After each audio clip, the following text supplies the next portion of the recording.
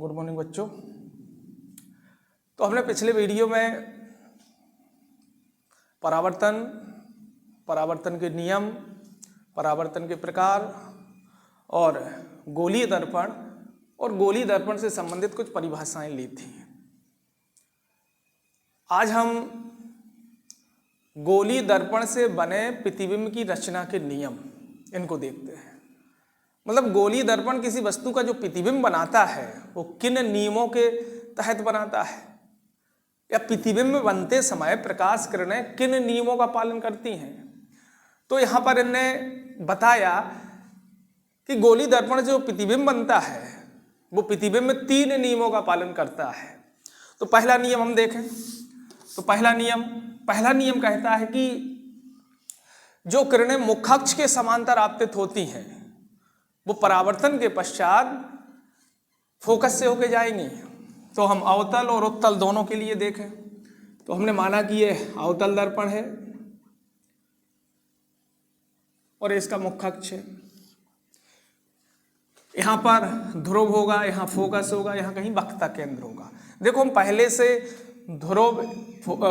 से हम फोकस या वक्रता केंद्र ना बनाए, क्योंकि हो सकता है कि हमारी प्रकाश किरण हमने पहले से बना ली और प्रकाश किरण वहां से ना गुजरे, उसके आजू बाजू से गुजरे, तो फिर गलती हो सकती है, इसलिए बाद में बनाए। तो अवतल दर्पण है और यहाँ पर हमने ये उत्तल दर्पण लिया, ये उत्तल दर्पण है, ये इसकी मुखाक्ष हो गई। तो दर्पण से बने प्रतिबिंब की रचना का पहला नियम कहता है कि जो किरणें मुखाक्ष के समांतर आपतित होती हैं, मुखाक्ष के समांतर आपतित हुई, इसमें उत्तल में जो किरणें मुखाक्ष के समांतर आपतित होती हैं,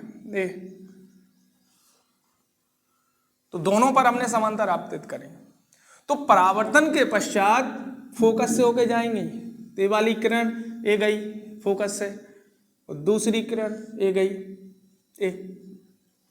इसी प्रकार इसमें मुखाक्ष के समांतर आपतित हुई और परावर्तन के पश्चात ए वाली किरण ए लौट गई और ए वाली किरण ए परावर्तित हो गई। इन परावर्तित किरणों को पीछे बढ़ाएं,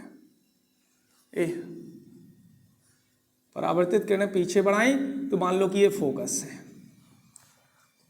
तो इसको हम बोलें कैसे। तो इन्होंने कहा कि जो किरणें मुखाक्ष के समांतर आपतित होती हैं या मुख अक्ष के समांतर आपतित होती हैं, परावर्तन के पश्चात फोकस से होकर जाती हैं या फोकस से होकर आती हुई प्रतीत होती हैं। तो अवतल दर्पण में जाती हुई, फोकस से होकर जाती हुई, और उत्तल में फोकस से आती हुई प्रतीत होती है। रचना का दूसरा नियम, तो यह अवतल दर्पण है, मुखाक्ष, ये उत्तल दर्पण है और ये इसका मुखाक्ष। तो इन्होंने कहा कि जो किरणें वक्रता केंद्र से होकर दर्पण पर आएंगी, मान के चलो ये वक्रता केंद्र था यहां पर, तो जो किरण वक्रता केंद्र से होकर दर्पण पर आपतित होती है, या इसके लिए देखें कि जो किरण वक्रता केंद्र की दिशा में आपतित होती है, ये वक्रता केंद्र की दिशा में आई है।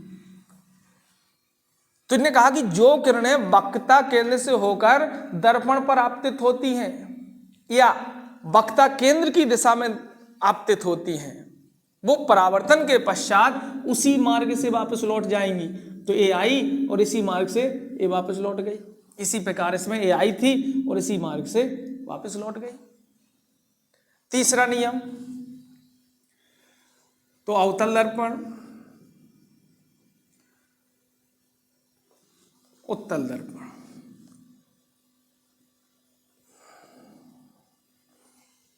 इसका मुखाक्ष, इसका मुखाक्ष। तो तीसरा नियम कहता है कि जो किरणें फोकस से होकर दर्पण पर आपतित होंगी, मान के चले फोकस है और हमारी प्रकाश किरण फोकस से होकर दर्पण पर आपतित हुई, तो परावर्तन के पश्चात मुखाक्ष के समांतर हो गई।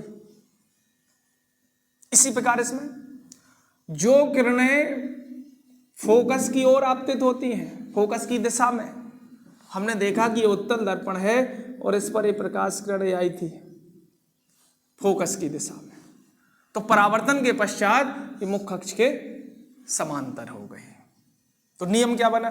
तो नियम कहता है कि जो किरणें फोकस से होकर आपतित होती हैं, फोकस से होकर दर्पण पर आएंगी या फोकस की दिशा में दर्पण पर आएंगी, परावर्तन के पश्चात वो मुख्य अक्ष के समांतर हो जाएंगे। तो गोली दर्पण से बने प्रतिबिंब की रचना के 3 नियम हैं। 3 नियमों को हम एक साथ बोलते हैं। पहला नियम कहता है कि जो किरणें मुख्य अक्ष के समांतर आपतित होंगी, परावर्तन के पश्चात फोकस से जाती हुई या फोकस से आती हुई प्रतीत होंगी। दूसरा नियम कहता है कि जो किरणें वक्ता केंद्र से होकर आपतित होती हैं या वक्ता केंद्र की दिशा में आपतित होती हैं, वो परावर्तन के पश्चात उसी मार्ग से वापस लौट जाएंगे। तीसरा नियम कहता है कि जो किरणें फोकस से होकर दर्पण पर आपतित होंगी या फोकस की दिशा में आपतित होंगी, परावर्तन के पश्चात वो मुख्य अक्ष के समांतर हो जाएंगे। तो गोली दर्पण से जितने भी प्रतिबिंब बनेंगे, सभी प्रतिबिंब इन 3 नियमों का पालन करेंगे। इसके बाद बच्चों हम आगे, हमें दर्पण से जो प्रतिबिंब बनेगा उसमें कैलकुलेशन करना पड़ेगा, तो हमें चिन्ह परपाटी को देखते हैं। तो चिन्ह परपाटी क्या है? तो हमने माना कि ये देखो अवतल उत्तल दोनों के लिए एक ही चिन्ह परपाटी है। ये अवतल दर्पण है, ये इसका मुख्य अक्ष है। इनने कहा कि चिन्ह परपाटी का पहला बिंदु, तो पहला पॉइंट कहता है कि दर्पण पर प्रकाश किरणें हमेशा बाईं तरफ से आपतित होंगी, चाहे अवतल हो चाहे उत्तल हो। प्रकाश किरणों को बाईं तरफ से दर्पण पर डालना है, आपतित करना है।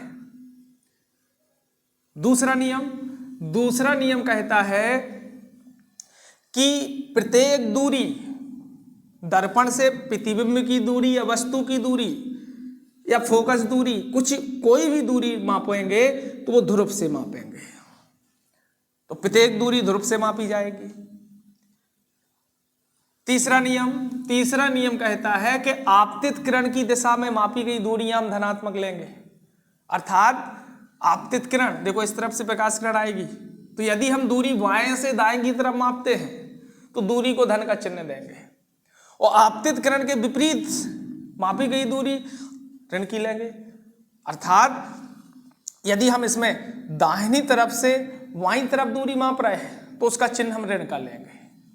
चौथा, चिन्ह परपाटी का चौथा नियम कहता है कि मुख्य अक्ष के ऊपर चाहे वस्तु लो या प्रतिबिंब लो, तो मुख्य अक्ष के ऊपर वस्तु या प्रतिबिंब, इसको हम धनात्मक लेंगे, और मुख्य अक्ष के नीचे वस्तु या प्रतिबिंब की लंबाई को ऋणात्मक लेंगे।